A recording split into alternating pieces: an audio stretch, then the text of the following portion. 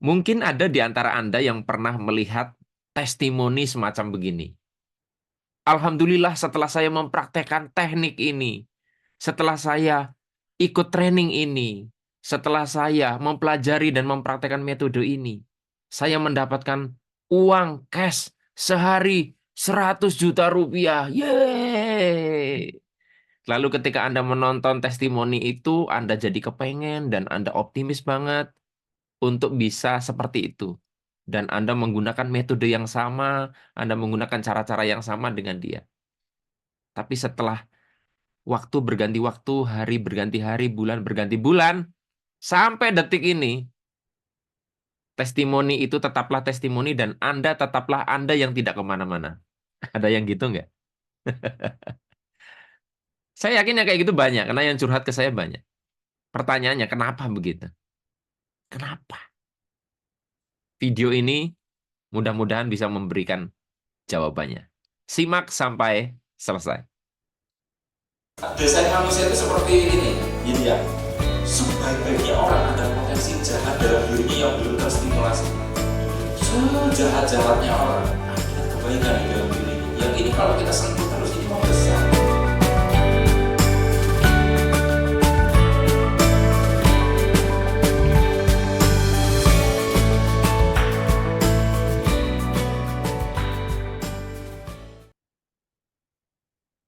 Assalamualaikum warahmatullahi wabarakatuh. Jumpa lagi kita berjumpa dengan saya Arif Rahutomo atau Arif RH dalam rekaman video iseng Reborn. Cie. Banyak yang nanya kok jarang sekali bikin video. Ya, harus saya akui pekerjaan banyak sekali. Dan pekerjaan saya semuanya menyita pikiran, menyita fisik, menyita suara. Jadi saya akhirnya ya mohon maaf ya mengorbankan yang gratisan. Ini kan video gratisan. Kalau untuk yang video member, saya tetap bikin video. Ya, buat Anda yang sudah jadi member channel YouTube Arif RH Vibrasi, Anda tahu persis kan saya tetap menjalankan tugas dan kewajiban saya untuk melayani member. Tapi yang publik ini ya gimana? Karena ya gratis ini kan saya tidak punya kewajiban apa-apa, jadi ya saya kesampingkan. Mohon dimaafkan, tapi karena keterbatasan ya Anda harus tahu diri. Ya namanya gratis, nuntutnya jangan lebih gitu loh. Baik, teman-teman, tadi saya sudah berikan satu stimulan tentang persoalan yang mungkin juga sedang Anda hadapi gitu loh. Sudah lihat testimoni orang dapat penghasilan atau dapat uang dadakan 100 juta dalam sehari setelah mempraktekkan sebuah metode tertentu, jurus tertentu, ikut training tertentu. Anda sudah ikut-ikutan persis sama seperti dia, namun tidak bisa seperti dia. Persoalannya di mana? Nah, ini yang sering menipu dari testimoni. Maaf ya. Ntar nih, saya share dulu eh, biasa oret-oretan.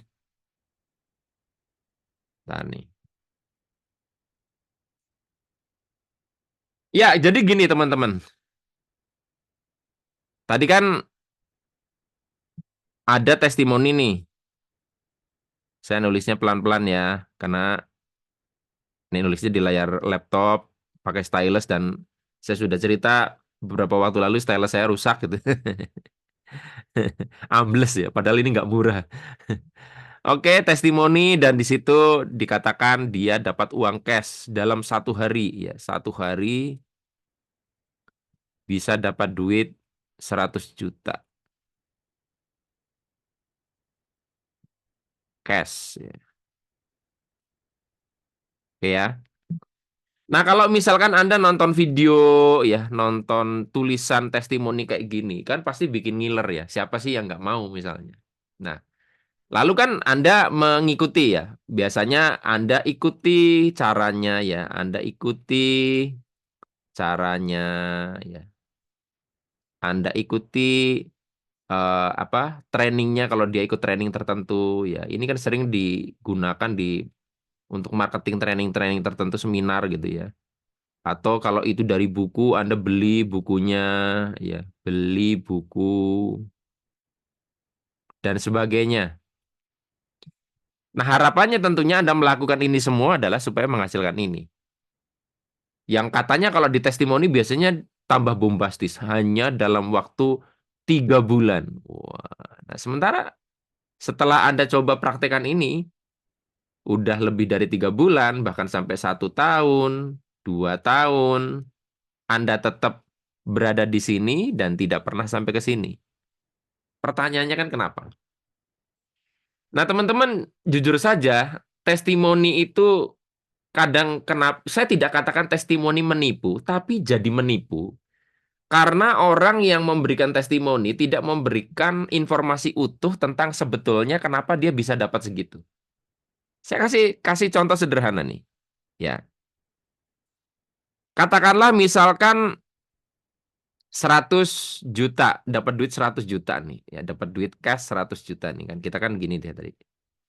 Nah, kalau si A itu adalah seorang penjual rumah mewah.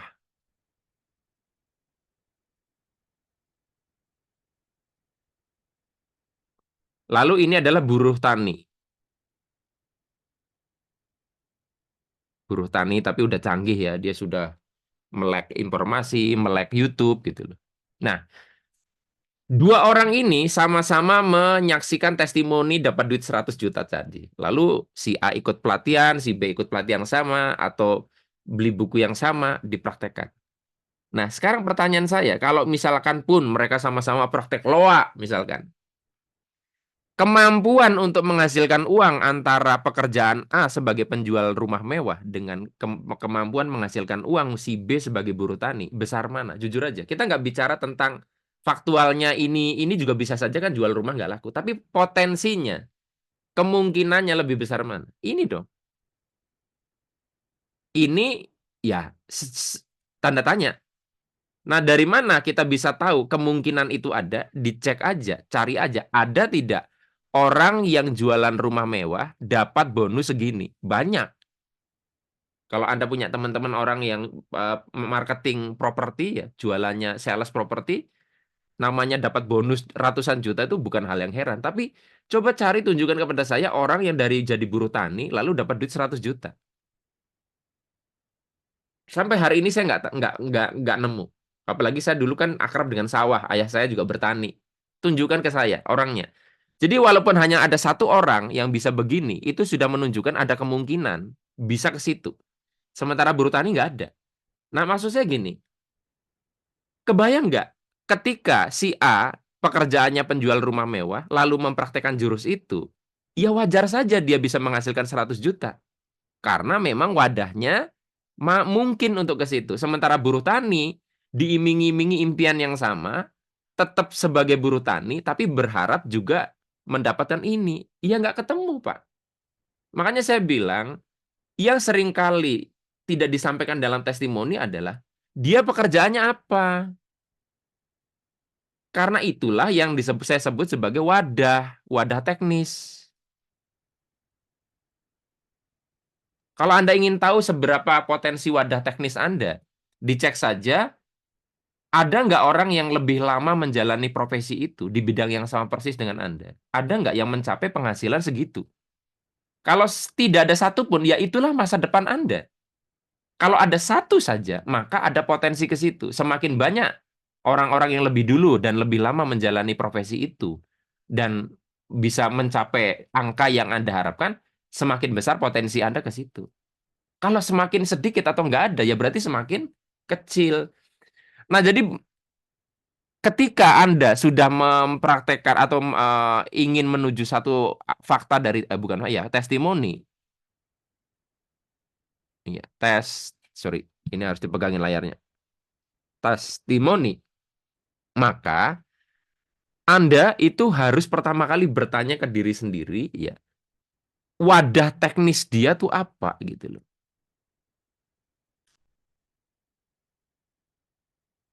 Apa? Setelah Anda tahu, Anda tanya, apakah wadah teknis ya, teknis saya setara. Ya, setara itu dalam artian punya kemampuan minimal 1-2 lah dengan dia. Misalnya Kalau dia seorang sales properti, Anda seorang agen asuransi.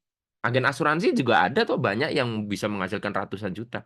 Baru nanti akan ketemu gitu loh. Nah, kalau wadahnya sudah oke, ya sudah, Anda tinggal jalanin metodenya dan sebagainya, jalan. Nah, cuman karena itu tadi yang saya jengkel tuh banyak orang testimoni itu tidak lengkap ya. Akhirnya testimoni ini kan menghilangkan ya, missing ya. Missing soal wadah teknis tadi, wadah teknis. Sehingga banyak orang mengira apapun wadahnya bisa menghasilkan segini. Dan akhirnya menimbulkan di sini akhirnya halusinasi.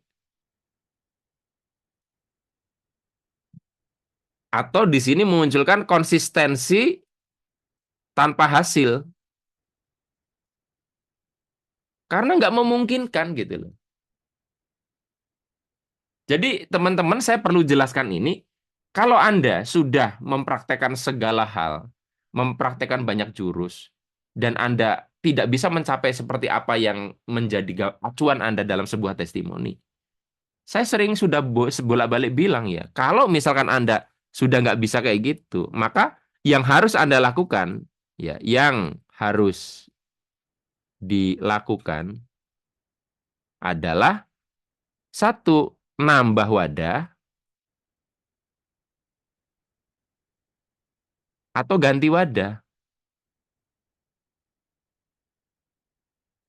ya, oke, atau ini putus-putus, turunkan angan-angan. Jadi misalkan Anda pengen dapat duit 100 juta, apalagi penghasilan 100 juta per bulan. Ternyata wadahnya jelas-jelas nggak kompatibel nih. Yang testimoni jualan rumah mewah, Anda seorang buruh tani. Dan Anda tidak menemukan buruh tani yang bisa begitu. Gitu.